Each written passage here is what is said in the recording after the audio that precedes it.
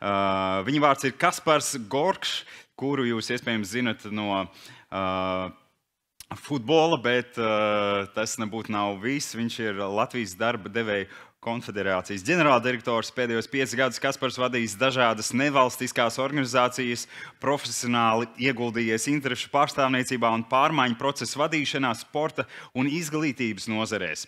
Pirms tam profesionāli futbolisti gaitās paralēli augstiem sasniegumiem. Kaspars guvis neskaitāmas universālas dzīves gudrības. Sports prasa lielu atdevu un disciplīnu. Sports māca komandas darbu, ātru lēmumu pieņemšanu vissarežģītākajās situācijās.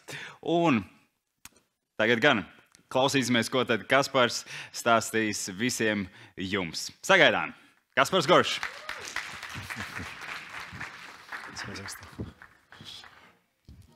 Sveicināti, dārgie skatītāji! Klātienē, es saprotu, ka arī neklātienē. Tieši tā, mans vārds ir Kaspars Gorkšs, un es esmu tādā patīkamā sandvičā starp Meģņu kungu un kā iesildītājs Renāram Zeltiņam.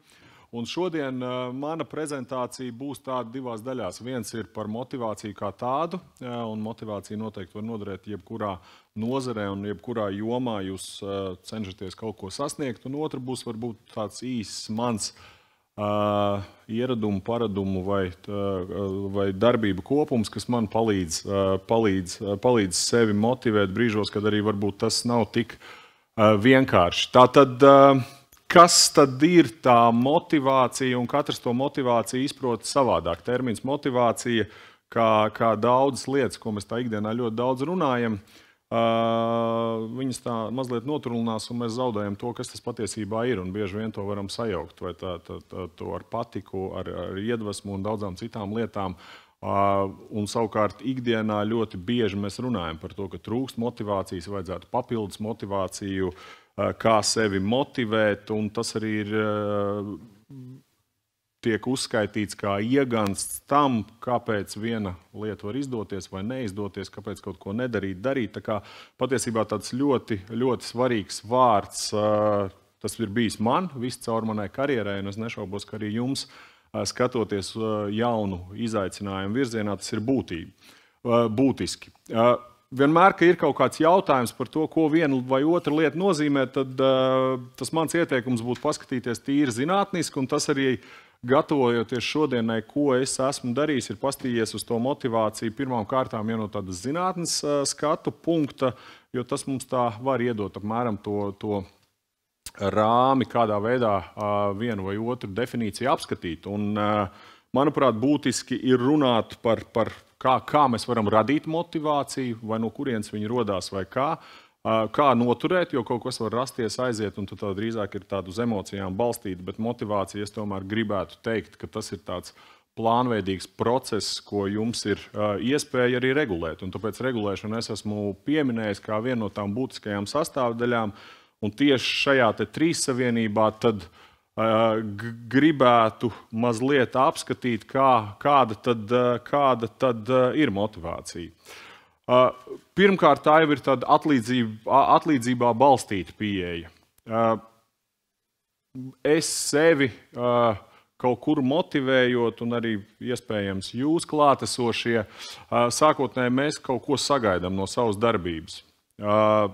Vai tie ir aplausi, vai tās ir atzinība, vai tieši otrādi izvairīšanos no tāda nopēluma, bet mums automātiski rodas kaut kādas gaidas sakarā ar to, vai mēs darām vai nedaram vienu lietu, un uzsākot kaut ko darīt, mēs noteikti šīs te atlīdzības savā galvā apsveram. Vienalga, vai tas ir, ko mēs gribam panākt, ir paaugstinājums amatā. Nu, piemēram, šodien nākot uz šejien, kāpjot uz tās skatuves, skaidrs, ka arī man galvā ir tas, kāda ir man motivācija būt šeit, un viens ir, protams, runāt tā banāli, izsakoties runāt ar jums jauniešiem, bet skaidrs, ka es no tāda atlīdzības skatu punktu domāju, ka būtu ļoti forši jūs aplaudētu, ka jūs varbūt tā klaini neņirgātos pa mani, varbūt kādu smieklu no jums sagaidītu, un tas manī rada to vēlmi jūs priekšā stāvēt un kaut kādā ziņā arī varbūt dzēš tās manas šaubas par vienas vai otras neveiksmes ietekmi uz manu prezentāciju. Tā kā tā atlīdzībā balstīta pieeja ir tas sākuma punkts, ka mēs runājam par motivāciju. Kas tad ir tas, ko mēs vēlamies, kā mēs varam stimulēt savu organismu, radīt to vēlmi kaut ko darīt.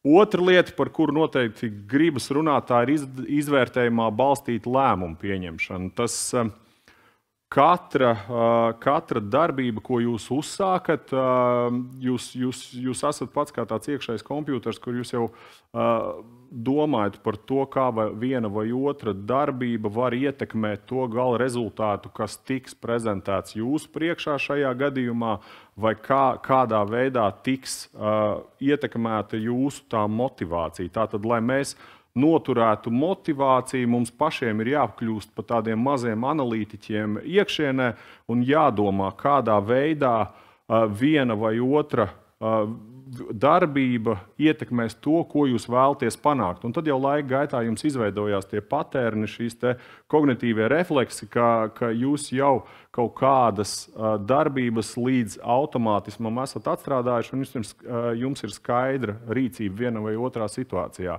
Tāpēc ļoti būtiski ir arī mācīties. Mācīties arī no savām kļūdām, mācīties labās pieredzes, un jums jau smadzenes automātiski atlasīs tos lēmumus, kas visdrīzāk tādā varbūtības formā būs veiksmīgi nekā tos, kuri varbūt var izrādīties neveiksmīgi. Nu, atkal ņemot par piemēru, stāvot jūsu priekšā un skaidrs, ka prezentēt man ir pāris reizes dzīvē vēl gadījies, un vienmēr arī es apsveru vai cenšos paskatīties uz jums un kaut kādā veidā koriģēt to savu uzstāšanos, lai es izvairītos varbūt no tādas klājas izgāšanās vai no kaut kādas potenciālas neveiksmes. Kāda tā varētu būt, es nezinu, jo savā būtībā jau tā ir milz veiksme, ka es varu stāvēt jūs priekšā šajā auditorijā un kaut ko jums stāstīt. Un trešā lieta, kas palīdz šajā trīssavienībā, kas ir, kā es atgādināšu, radīt, uzturēt un vadīt, tad ir tieši šī te kontrols mehānisms. Jo viens ir, ka tev rodās motivācija, otrs, ka tu iemācies apzināties tās daudzās šķautnes, kādā virzienā tavu darbību var iet, un otrs ir jau mācīties apzināts mehānismus, kādā veidā šo te motivāciju novadīt uz mērķi. Tā ir stratēģiska plānošana, tas ir process, kurā varbūt arī viena vai otra neveiksme pārtop par tādu stratēģijas sastāvdaļu, nevis par lietu, kas pārstāja tev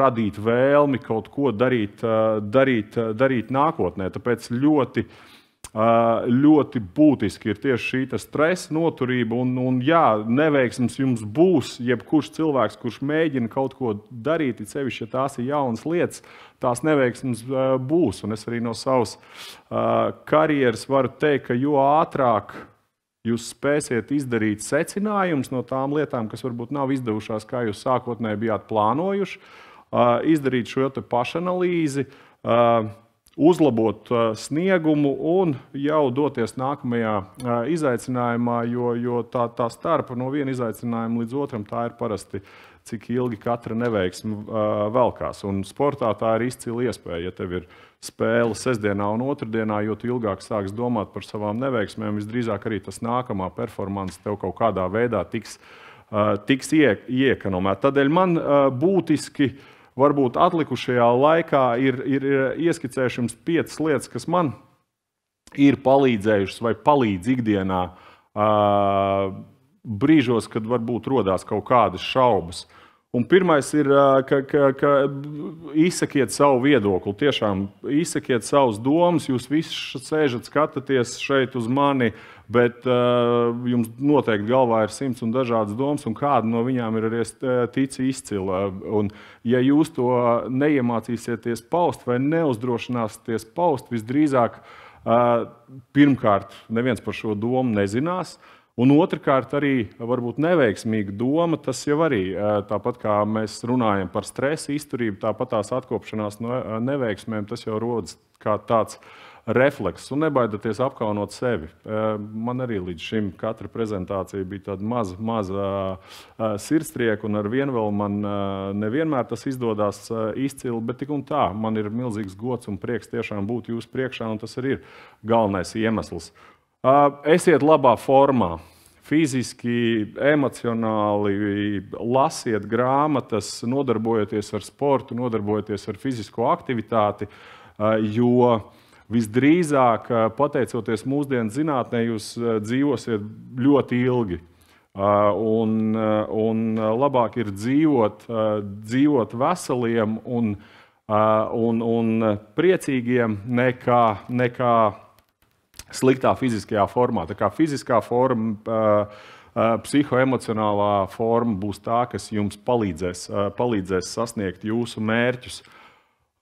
Nesapņojiet. Tā lieta, ko esmu arī es personīgi atmetis, lielus sapņus, kas nevienmēr piepildās, bet mēģināt šos sapņus dalīt tādos mazos kumosos, un tad šos te kumosus jums būs stipri vienkāršāk sagramot.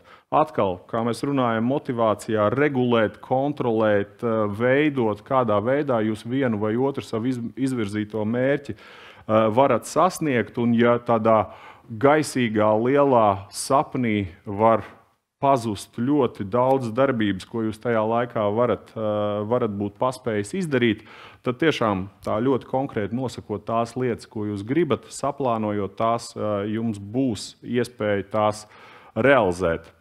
Pieņemt lēmumus.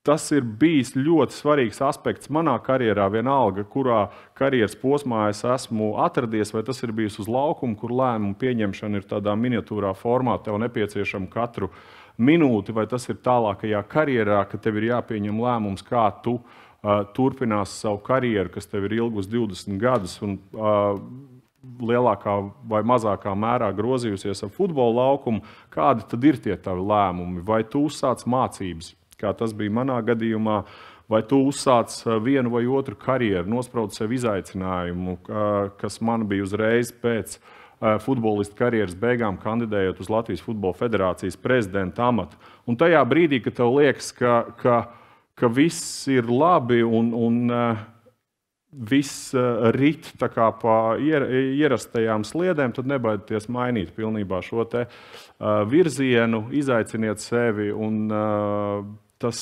var nest augļus, kā manā gadījumā uzsākot strādāt tieši Latvijas darba devēju konfederācijā, kas visiem varbūt izsauca jautājumu, ko cilvēks, kurš visu mūžu ir pavadījis sportā, dara organizācijā, kuriem ir jāpārstāv darba devēju tiesības. Un kā pēdējo vērtības, tā ir mana tāda miera osta vai sala, pie kuras vienmēr atgriezties brīžos, kad varbūt tu esi apjucis tajā ikdienas skrējienā, un varbūt tās atbildes vairs nenāk tik vienkārši, kā gribētos, tad vērtības tā ir tā iekšējā higiēna, ko jūs paši sev izveidojat, pēc kurām paši jūs dzīvojat un uz kur bāzes jūs veidojat savu reputāciju. Tā kā paldies, laiks arī ir iztecējis. Visiem ir citāti, man arī es savu tēvu citātu ieliku, kad es 2 stundas staigāju pa pilsētu, kur mēs nevarējām atrast savu viesnīcu, un kad mēs salīs 15-gadīgs bērns prasīja savam tēvam, vai viņš zina, kur mēs ejam, viņš teica, pofīgi, galvenais, lai pārliecinoši izskatās. Tā kā izskatāties pārliecinoši. Paldies, Kaspar, paldies par iedvesmojošo runu. Vai mums ir šeit zālē kādi jautājumi? Varam arī ātri uzdot, droši, nebaidāmies, esam drosmīgi. Mums ir jautājums. Mikrofons, lūdzu. Zāles tajā pusē. Tūdaļ.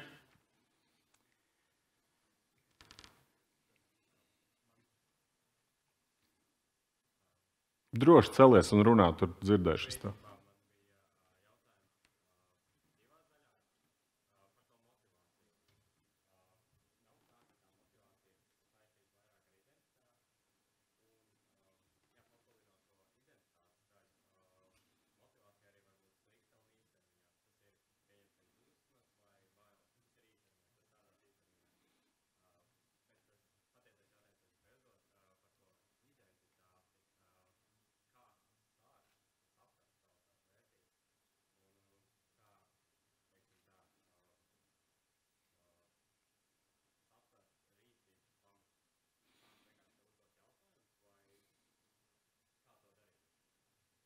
Jā, paldies.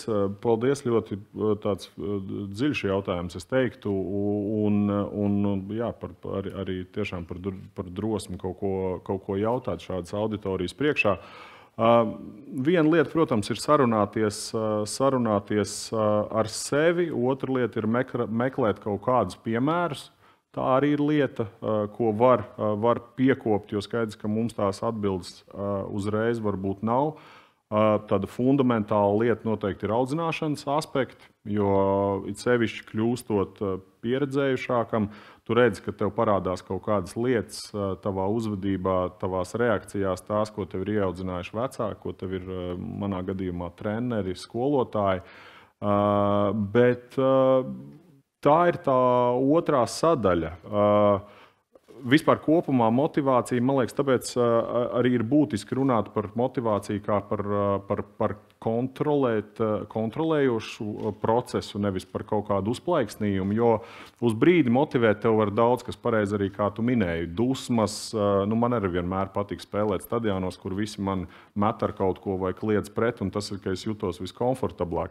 Bet vai es spētu noturēt tieši to motivāciju, viņa var būt tāda īslaicīga, bet ja mēs runājam par tādiem ilgtermiņa projektiem, tad tiešām, manuprāt, būtu svarīgi saprast, kas ir tas, ko tu no tā gribi, kas ir tā tava atlīdzība, tad izvērtēt risinājumus un tad pielāgot tos, ja gadienā arī kaut kas neizdodas, kā tu sākotnēji bija ieplānojis. Un ja tu redzi, kad ir jāmaina tas kurs pilnībā, nebaidies mainīt, tad nav pareizās formulas šajā visā nav, un es esmu pilnīgi pārliecināts, ka tev būs individuāli savējā.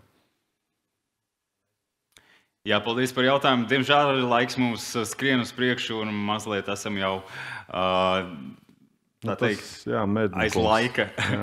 Aiz laika, bet vēlreiz teiksim paldies. Kaspars Gorčs šodien pie mums arī panākumu skolā. Paldies! Paldies, paldies! Paldies, Kaspar! Paldies, Tomai!